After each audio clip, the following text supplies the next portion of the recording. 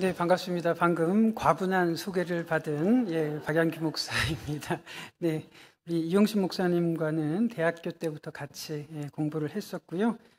그때나 지금이나 여전히 잘생기셨네요. 네. 네, 그렇습니다. 네, 오늘 여러분들과 같이 한번 또 색다른 시간을 가질 텐데요. 저는 삼일교회에서 교회 교육을 총괄했었습니다. 그리고 교회 교육 현장에서 10년 넘게 있었고 또 지금도 다음 세대를 위한 콘텐츠를 만들고 있습니다. 그래서 지금 경기도 용인에 가보시면 소명중고등학교에서 아이들을 가르치고 있고 아신대학교 교육대학원에서 또 이렇게 가르치고 있습니다. 그러면서 계속 콘텐츠를 만들고 있는데요.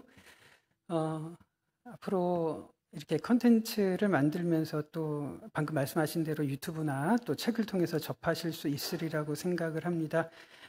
PPT를 보면서 한번 여러분들과 이 시간에 가장 졸릴 시간인데, 네, 한번 최대한 졸리지 않도록 열심히 한번 강의를 해보도록 하겠습니다. 중간사를 오늘 여러분들과 잠깐 언급을 하면서 성경 말씀을 한번 살펴볼 텐데요. PPT를 한번 띄워주시면 좋겠습니다. 두 번째 페이지를 한번 띄워주시면 중간사 연구가 왜 중요할까? 여기부터 한번 살펴봐 주시면 좋겠습니다. 네, 중간사 연구가 왜 중요하냐면 이렇습니다.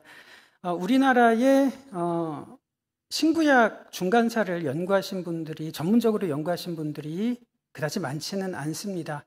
신구약 중간사가 뭘까요? 말라기에서 마태복음 요 사이에 한 장, 요 공백을 가리키는데 사실은 400년, 500년 된 역사입니다.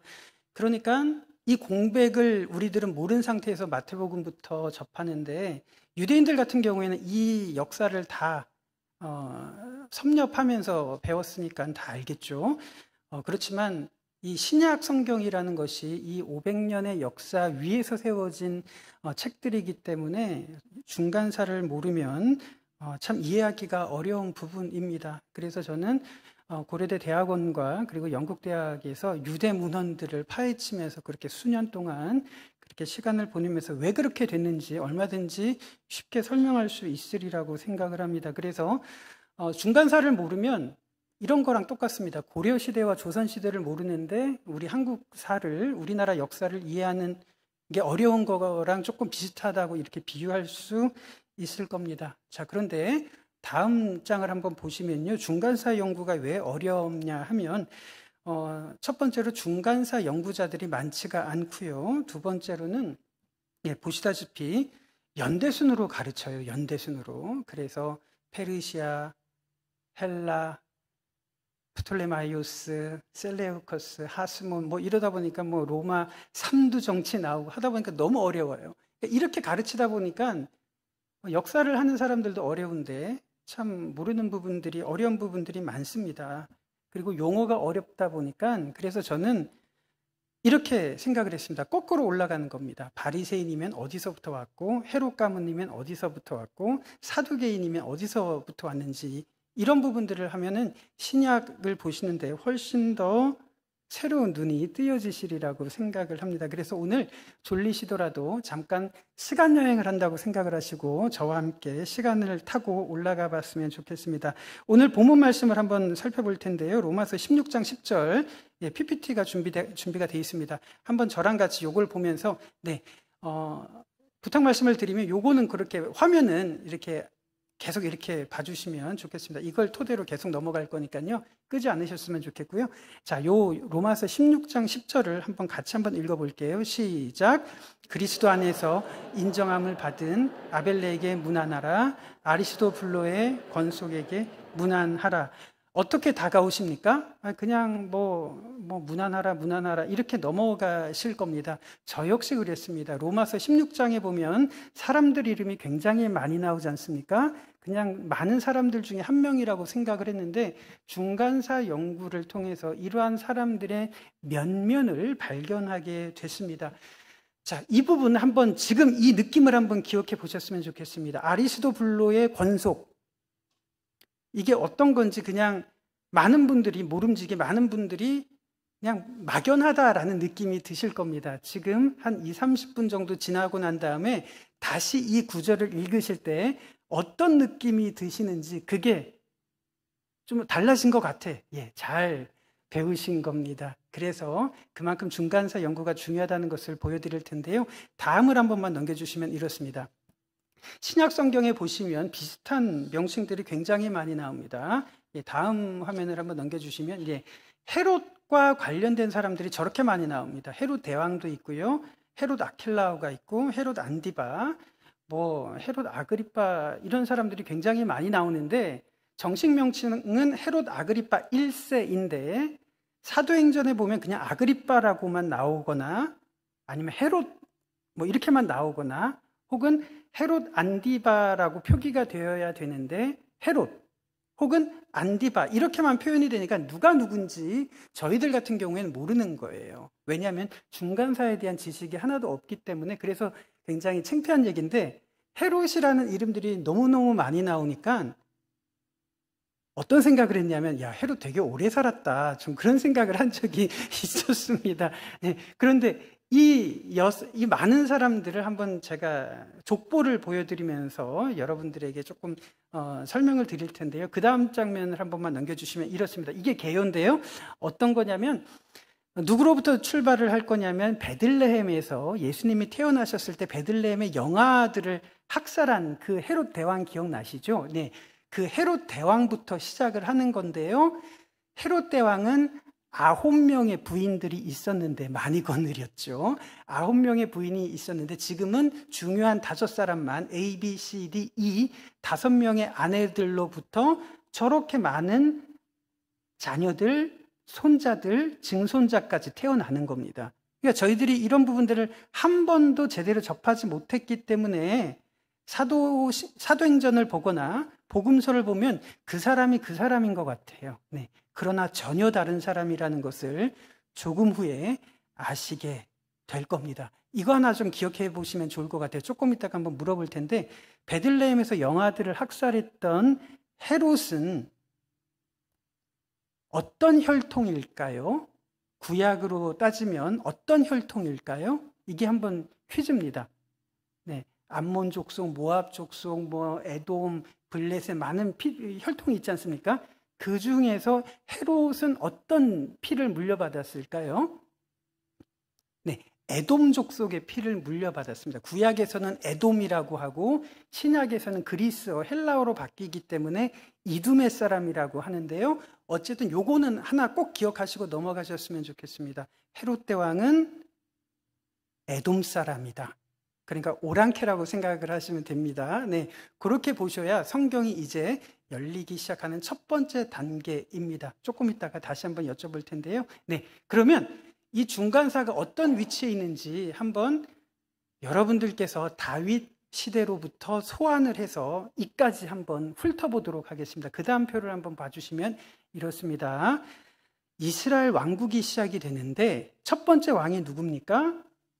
네, 사울 왕이고요. 그 다음에 다윗, 그 다음에 솔로몬, 그 다음에는요. 목소리가 조금 이제 자신이 없어져요.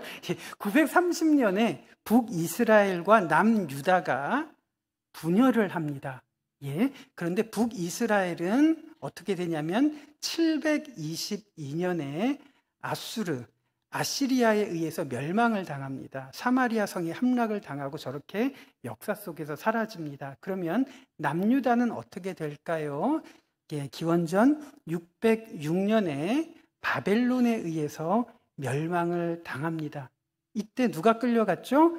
다니엘과 세 친구들이 끌려갔습니다. 이것을 1차 바벨론 침공이라고 하고요. 2차 침공은 에스겔이 잡혀갔죠. 3차 침공은 예레미야가 잡혀가면서 남유다가 완전히 멸망을 하게 되는 겁니다. 그런데 바벨론을 또 다른 나라가 정복을 하죠. 어떤 나라입니까?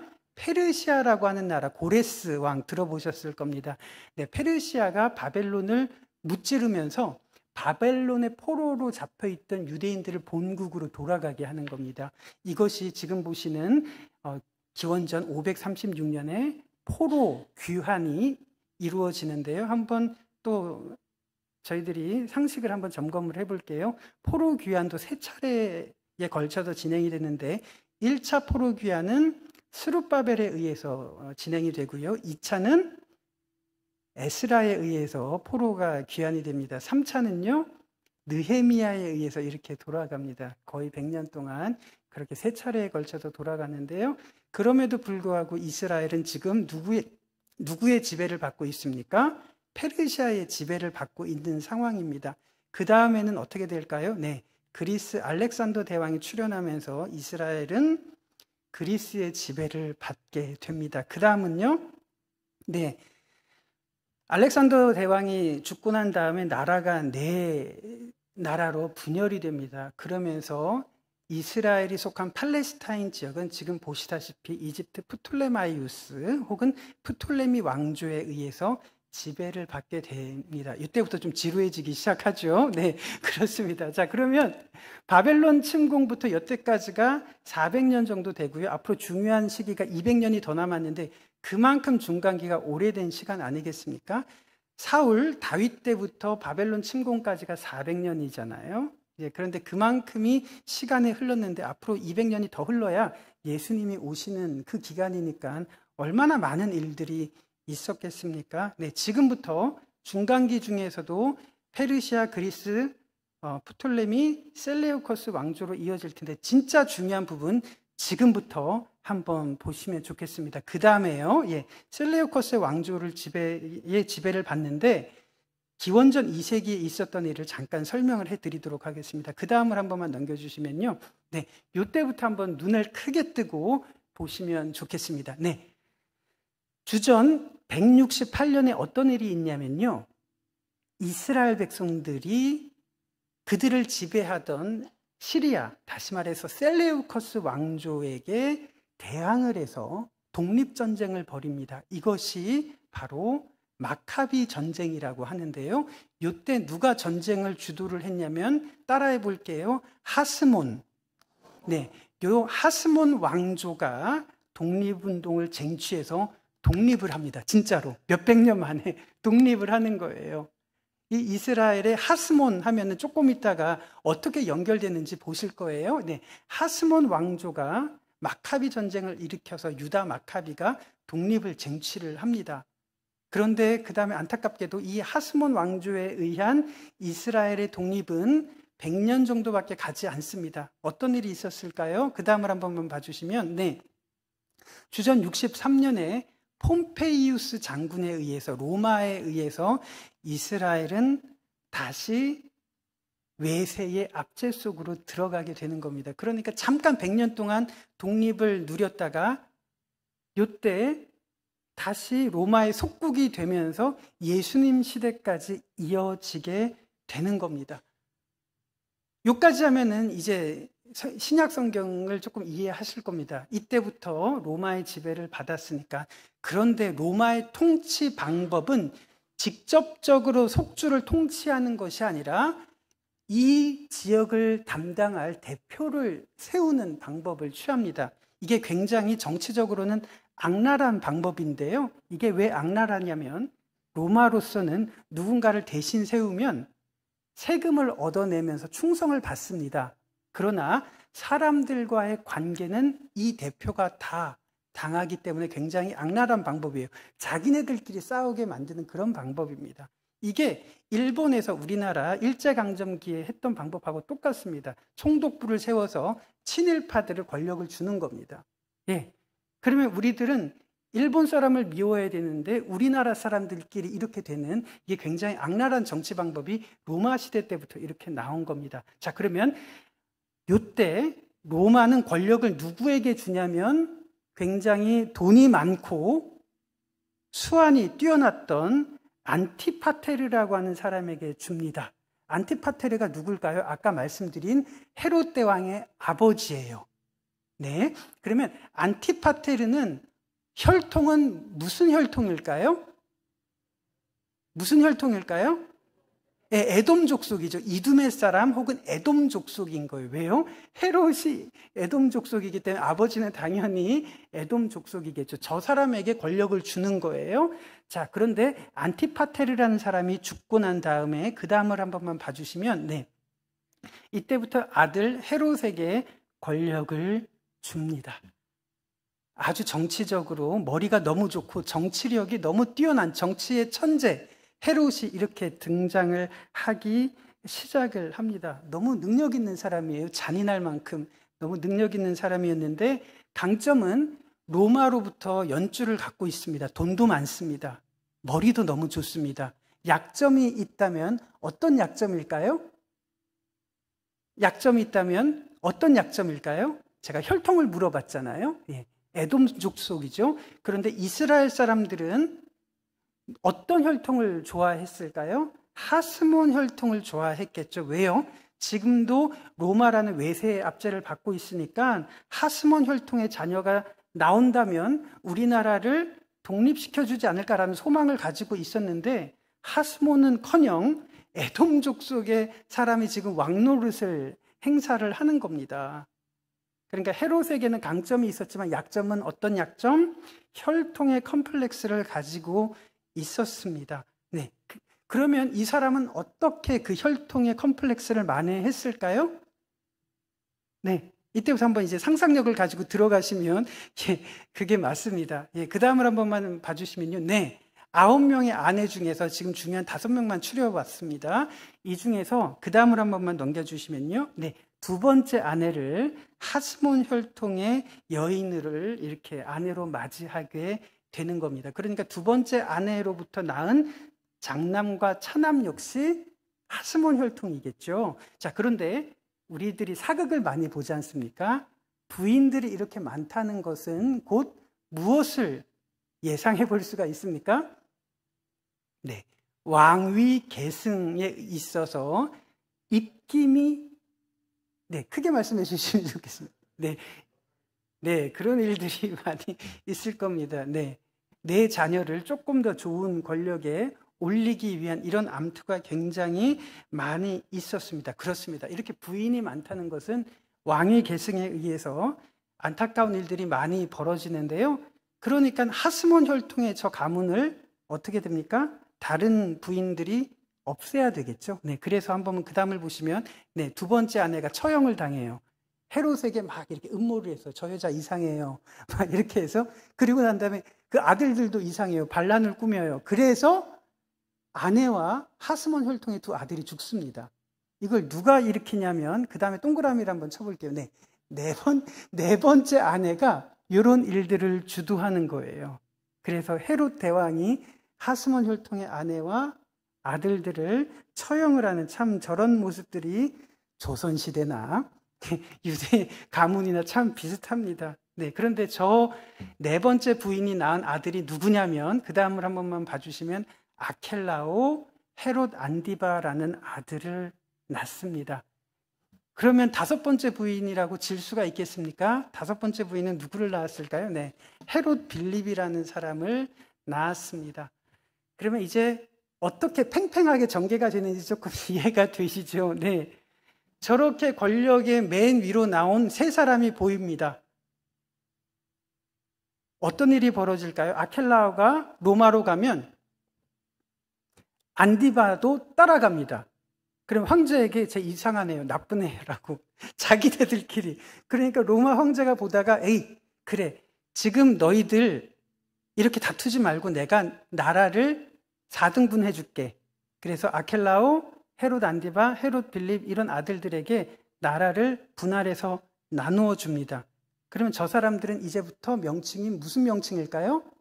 네, 분봉왕이 그렇게 해서 나오는 거예요. 그래서 정식 명칭이 분봉 왕자가 붙었지만 왕이 아니라 영주에 해당되는 단어입니다. 그러니까 이 사람들은 왕이 아니에요. 분봉왕이라고 그렇게 번역을 했지만 사실은 원문에도 영주라고 이렇게 나와 있습니다. 이때부터 여러분들께서 이제 아시는 분봉왕 시대가 시작이 되는 겁니다. 자, 그러면 이제 감정이입을 해서 이 분봉왕들에게는 꿈에도 소원은 무엇일까요? 왕이 되는 거겠죠. 그렇죠. 왜냐하면 카이사르가 뭐라고 이야기를 했냐면 너희들 중에 백성들로부터 통치를 잘한다는 평가를 받으면 그 사람을 뭘로 만들겠다? 유대인의 왕으로 만들겠다 라고 이렇게 이야기를 했거든요. 그런데 나사렛에서 갈릴리에서 유대인의 왕 이런 얘기가 들리니까 너무 싫은 거예요. 네. 그게 지금 복음서를 보실 때 우리들이 느껴야 되는 분위기입니다. 그런데 아버지 헤롯 대왕은 굉장히 정치적인 수완이 뛰어났고 똑똑했는데 아켈라오는 어땠냐면 너무 악한 거예요. 한 번 죽였다면 데모가 일어나 한 번 죽였다면 막 3,000명씩 이렇게 죽이는 거예요. 그러니까 너무 악행을 심하게 하니까 사람들이 이제 로마 황제에게 상소를 하는 겁니다. 그래서 어떻게 처리를 하냐면 저 아켈라오를 어떻게 해요? 네, 아켈라오를 폐위시킵니다. 그리고 그 폐위된 자리에 누구를 파견하냐면 총독을 파견하게 되는 겁니다. 총독을 파견하고요. 예수님 시대에 파견됐던 총독이 누구일까요? 빌라도가 그렇게 해서 파견이 되는 겁니다. 자, 그러면 이제 느낌이 보이시죠? 총독, 분봉왕들 사이에서는 무엇이 있었을까요? 권력에 대한, 누가 더 큰 권력을 행사할 수 있을지에 대한 팽팽한 긴장 관계를 가졌던 관계가 바로 저런 관계에서 여러분들께서 보실 수가 있습니다. 자, 그런데 이제 저 사람들을 보시면 헤롯 안디바, 헤롯 빌립 하면 머릿속에 무엇이 있을까요? 어떻게 해서든지 유대인의 왕이 되고 싶어하는 그런 열망을 가지고 있을 겁니다. 어떻게 해서든지. 그런데 갈릴리에서 유대인의 왕으로 나오시니까 이 사람들이 어떻게 되겠습니까? 굉장히 불쾌한 겁니다. 그런데 여기서 잘 보셔야 되는 것은 저기 하스몬 혈통의 아내가 있었죠. 처형을 당했던 아내. 그 다음을 한 번만 봐주시면요. 네. 그 다음을 하스몬 혈통의 아내가 죽었는데요. 저 아내가 낳은 아들들 중에서 죽은 두 번째 아들, 차남이 낳은 아들들 보시면 아그리빠, 아리스도블로, 그 다음에 헤로디아라는 아이들을 낳습니다. 이 사람들이 어떤 혈통을 가졌을까요? 하스몬 혈통을 가진 아이들이 저렇게 생존해 있는 겁니다. 자, 그러면 헤로디아라고 하는 하스몬 혈통을 가진 딸은 누구와 결혼을 했었냐면 그 다음을 한 번만 엮어주시면 세 번째 부인이 낳은 아들과 결혼을 한 상태입니다. 그런데 가만히 보시면 세 번째 부인이 낳은 아들은 권력에 가까이 나아갔습니까? 배제됐습니까? 배제가 됐죠. 이걸 한번 보시면 좋겠습니다. 그러면 하스몬 혈통의 공주인데 내가 결혼한 사람은 권력에서 밀려났어요. 조선시대 사극을 보시는 그런 식으로 이해를 하시면 저 여자는 어떻게 됐을까요? 더 권력에 가까이 나아간 사람을 물색하지 않았겠습니까? 그럼 저 표에서 권력에 그나마 가장 근접했던 사람은 누구일까요? 헤롯 안디바가 되겠죠. 네, 그렇습니다. 절에서 세 번째 부인이 낳은 아들과 깨고 저 헤롯 안디바와 결혼을 하게 되는 일이 벌어지는 겁니다. 그럼 헤롯 안디바도 마찬가지로 혈통의 컴플렉스를 가졌겠죠. 그런데 저렇게 헤로디아와 연결이 되니까 조금 더 권력에 나아갈 수 있겠다는 그런 야망을 가지게 된 겁니다. 저렇게 연결이 되니까요, 이게 눈이 맞았다, 음욕을 품었다, 이런 차원이 아닌 거죠. 권력을 위해서 이 사람들이 이렇게 미쳐 날뛰는 장면을 여러분들께서는 지금 보고 계시는 겁니다. 이것을 정죄하고 판단했던, 잘못을 지적했던 사람이 있었죠. 누굴까요? 세례 요한인 겁니다. 세례 요한. 이거 잘못했다고. 그러니까 누가 더 화가 났을까요? 헤롯 안디바일까요? 헤로디아일까요? 헤로디아가 더 화가 나는 겁니다. 이제 그 기록 배후를 우리들이 조금 보게 될 건데, 자, 헤롯 안디바와 헤로디아가 결혼을 했어요. 그러면 답답해진 사람은 이제 누굴까요? 헤롯 빌립이겠죠. 그럼 나는 어떻게 되냐면, 잘 보시면 헤로디아의 딸 살로메와 결혼을 합니다. 저렇게 촌수를 한번 보세요. 촌수를. 자, 헤롯 안디바와 헤로디아는 몇 촌 됩니까? 그런데 헤롯 빌립과 지금 살로메는 몇 촌이 되나요? 이게 말이 됩니까, 이게? 그런데 권력을 위해서 지금 저렇게 하고 있는 겁니다. 그러니까 하나님의 백성들이 살아가고 있는 그 사회에서 지금 이렇게 돼가고 있는, 진짜 시대의 광기를 보고 계시는 겁니다. 예, 저렇게 엮어지면서 어떻게 해서든지 조금이라도 더 권력으로 나아가려고, 꿈에도 소원은 뭐였죠? 유대인의 왕이 되는 그런 소원을 품고 나아가는데요. 저런 시대의 광기가 누구를 죽였습니까? 예수님을 죽인 거예요. 예수님을. 세례 요한을 죽이고 예수님을 죽인 겁니다. 자, 이제 예수님께서 돌아가시고 사도행전을 한번 떠올리시면 좋겠습니다. 사도행전의 시대가 됐습니다. 이제 저기 보시면 하스몬 혈통의 왕자들이 보이시죠? 네, 누굽니까? 아그리빠, 그 다음에요 아리스도 블로라고 하는데, 성경을 읽어보니까 아그리빠라고 나오지 않고 헤롯이라고 나오니까 이게 너무 헷갈리는 겁니다. 네. 자, 저 헤롯 아그리빠라는 사람은 하스몬 혈통을 가지고 있는 사람이었습니다. 로마에서 유학을 했어요. 유학을 하다가 로마의 4대 황제 가이우스 칼리쿨라와 친구가 됩니다. 그러니까 어떻게 됐을까요? 이 친구인 아그리빠를 너 유대인의 왕 해! 이러면서 유대인의 왕으로 심어준 겁니다.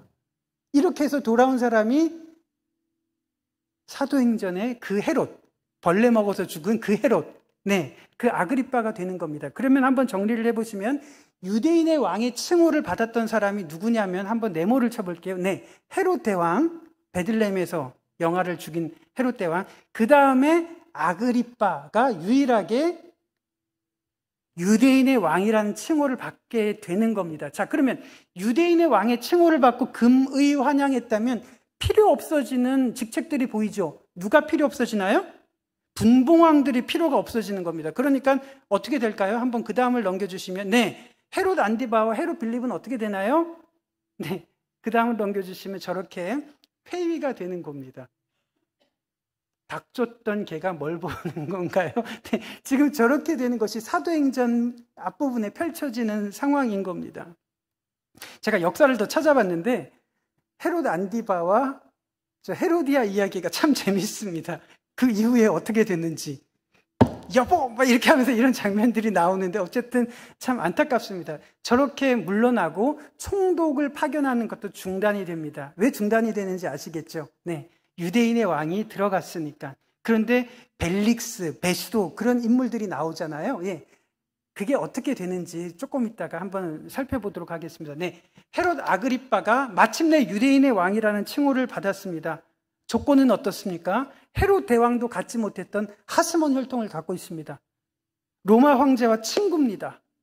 유대인의 왕이라는 칭호를 받았고, 하나 더, 로마 유학파예요. 얼마나 교만했을까요? 그러니까 백성들에게 컴플렉스가 아무것도 없는 겁니다. 원형 경기장에서 백성들이 영광을 돌릴 때 어떻게 하죠? 교만해졌습니다. 그래서 사도행전에서는 뭐라고 나오냐면 이 사람이 교만하다가 벌레가 먹어서, 충이 먹어서 죽었다고 하는데, 참 너무 소름 끼치는 것이 역사학자들이 역사를 연구한 바에 의하면 저 헤롯 아그리빠가 죽은 사인을 분석을 했는데, 사인이 뭐냐면 위가 구멍이 난 천공이 생겨서 위궤양이 심해져서 죽었다고 이야기를 하는 거예요. 너무 신기하지 않습니까? 왜요? 위궤양이 생기는 것이 헬리코박터균 때문에 생기는 거 아닙니까? 네. 이 헬리코박터균이라는 것이 나온 지가 100년도 안 됐는데 2000년 전에는 벌레 먹어서 죽었다라는 표현이 너무 소름 끼치는 겁니다. 네. 어쨌든 저렇게 죽고 난 다음에, 자, 여기까지. 그 다음에 해석을 하지 않고요. 그 다음에 어떤 팩트가 진행이 되냐면, 그 다음을 한 번만 봐주시면 팩트가 이렇게 됩니다. 헤롯 아그리빠가 죽고 난 이후에 죽었으니까 그 다음에 어떻게 될까요? 다시 총독이 파견이 되는 겁니다. 그래서 사도행전에서 보시는 벨릭스, 베스도 이런 사람들이 다시 파견이 되고, 헤롯 아그리빠의 아들이었던 헤롯 아그리빠 2세가 다시 갈릴리 지역을 다스리는 분봉왕이 되는 겁니다. 그 다음으로만 넘겨주시면, 바울이 호송당하던 그 무렵에 누구죠? 총독도 있었고 헤롯 아그리빠 2세도 분봉왕으로 있었던 그 시절이었습니다. 그런데 성경에서는 그냥 아그리빠라고 나오니까 누가 누군지 모르지만 이 표를 보시면 조금 이해가 되시죠? 네, 어려운 거 다 끝났습니다. 너무 고생하셨습니다. 지금부터 이제 해석이 들어갈 텐데, 자, 헤롯 아그리빠가 저기서 죽었을 때, 죽고 난 이후,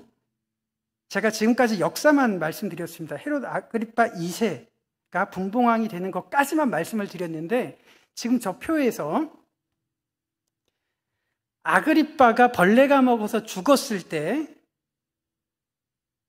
왕위 계승에 의해서 봤을 때 누가 이 서열에서 가장 가까이 있습니까? 그렇습니다. 아리스도블로가 지금 왕위 계승 문제에 있어서 가장 1순위에 있었던 사람입니다. 그런데 저렇게 가야 되는데 성경은 총독을 파견하고 분봉왕으로 배치했다. 이것으로 끝나는 겁니다. 그런데 이 기록을 기록해 내려가는 바울은 그 당시 상황을 알겠죠. 역사가들도 그 당시의 상황을 알겠죠. 그 시대를 살아가는 유대인들도 알 겁니다. 우리는 모르는 거예요. 우리만 모를 뿐입니다. 그것을 여러분들하고 파헤쳐 내자는 마음으로 지금까지 어려운 과정들을 한번 살펴봤던 겁니다. 지금 보시면 지금 동그라미를 쳤습니다. 아리스토블로라는 사람에게 동그라미를 쳤습니다. 저 사람 한번 평가를 해볼게요. 혈통은요, 하스몬 혈통을 갖고 있었습니다. 로마 유학파였습니다. 결격 사유가 거의 없는 사람입니다. 그런데 어떤 일이 있었을까요? 그는 팩트는 뭡니까? 유대의 총독이 파견되고 아그리빠 2세가 분봉왕이 될 때 그는 여전히 로마에 잔류하고 있었다는 것이 지금 보고 있는 역사의 팩트입니다. 그럼 우리가 한 걸음 더 들어가서 무슨 일이 있었길래 그는 로마에서 잔류하고 있었을까 하는 부분을 한번 살펴보자는 겁니다. 우리들은 알 수 없지만 바울은 뭐라고 기록을 하고 있을까요? 이것이 로마서 16장 10절에서 기록한 그 단순한 구절 하나인 겁니다. 로마서 16장 10절 한번 보시면 이제 한번 천천히 같이 읽어볼까요? 시작.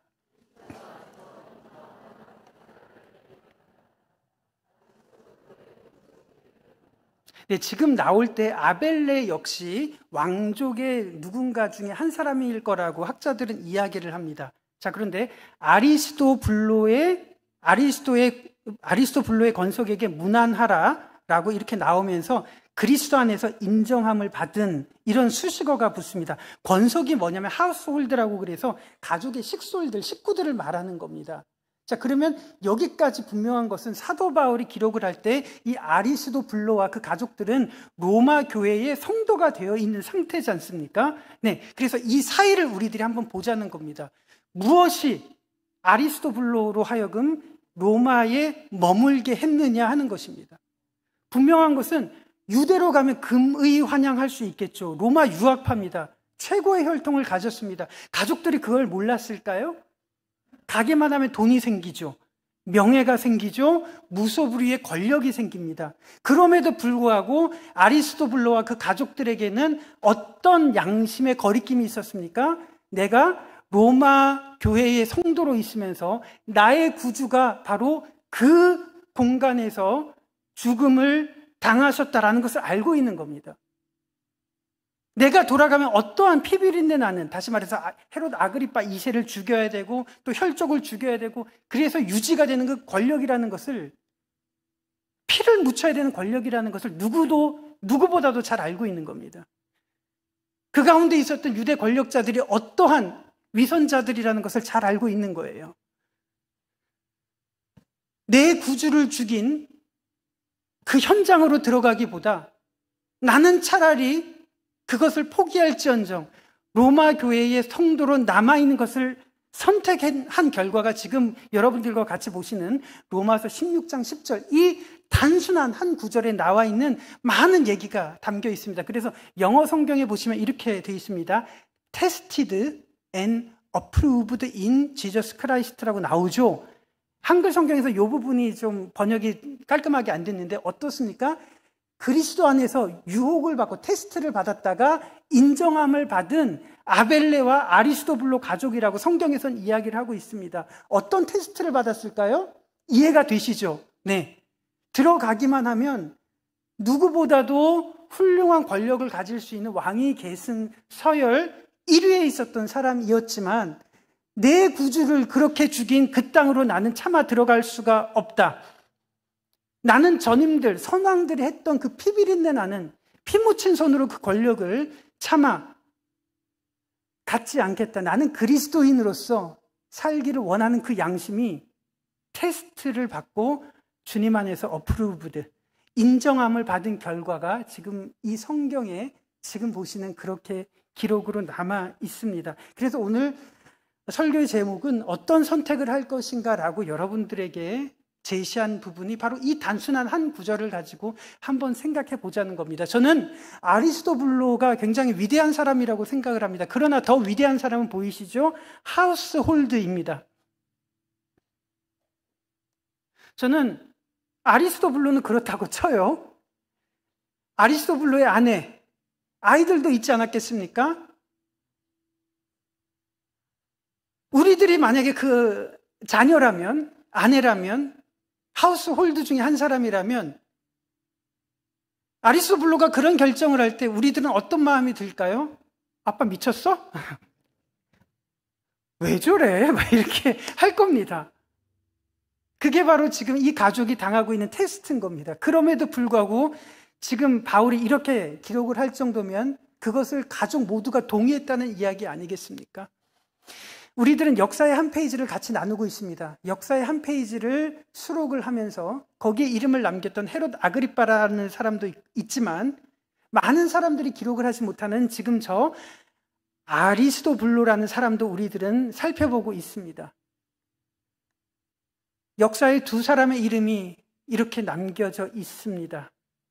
우리들은 어떤 인생이 되어야 하겠습니까? 우리들은 어떤 선택을 해야 되겠습니까? 제가 교회 교육을 이렇게 하다 보면서 많이 만나는 분들이 학부모들입니다. 안타깝게도 많은 분들이 내 자신을 위해서라면 신앙을 지키는 경우가 참 많이 있습니다. 저는 그리스도인입니다. 술 마셔야 된다면 저는 그리스도인입니다. 이렇게 하는 경우 참 많이 봤습니다. 그런데 가장 약해지는 상황이 어떤 상황인지 아시죠? 자녀 문제가 걸리면 굉장히 많이 약해집니다. 제가 3.1교회에 있기 전에 노원의 은행사거리 근처에 교회가 있었습니다. 예.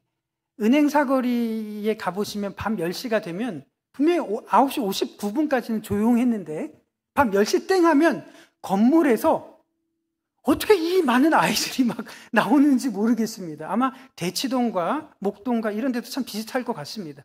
예. 그런데 그 아이들의 부모님을 접하다 보면 위장하고 속이고 위조하고 이런 것은 그냥 아무런 가책을 느끼지 못하십니다. 예. 진짜 아무런 양심의 꺼리낌을 느끼지 못하세요. 본인들은 저 그리스도인입니다. 술 안 마시겠습니다. 뭐 이렇게 하시는데 아이들 문제에 있어서는 그렇게 되는 겁니다. 지금 보시면 아리스토블로 누구보다도 좋은 환경에 있었습니다. 우리들이 그 가족들이라면 어떠한 유혹이 있었을까요? 우리 부모님들은 어떤 선택을 하셔야 되겠습니까? 네, 참 많은 그런 안타까운 모습을 많이 봤고요. 제가 아이를 키우면서 제가 가장 많이 흔들렸던 부분이기도 했습니다. 우리들은 어떤 선택을 보여주어야 될까요?